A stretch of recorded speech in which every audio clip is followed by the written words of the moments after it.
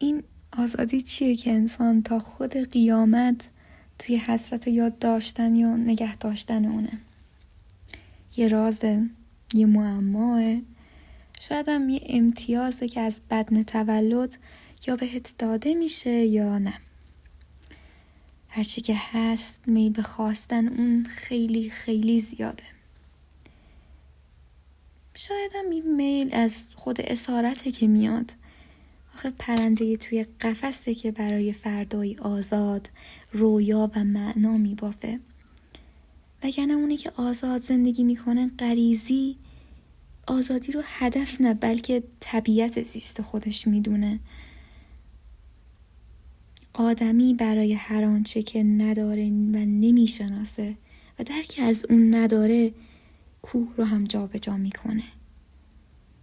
وقتی آزادی رو نچشیدی ولی در سرت هوای پرواز داری، برای تحقق آرمانت مانعی نمیبینی. اینجاست که معنای انسان آزاد با آزاده از هم جدا میشه. آدمی هر چقدر هم که آزاد زندگی بکنه، تضمینی بر آزاده بودنش وجود نداره.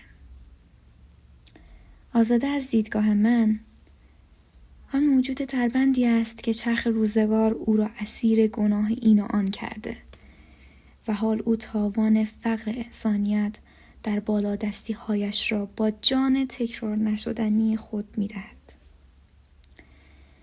آنکه هیچگاه آزادی را نزیسته ولی دلی آزاده و روحی با شوق پرواز دارد و برای تحقق حق خود تا پای مرگ هم می ایستد.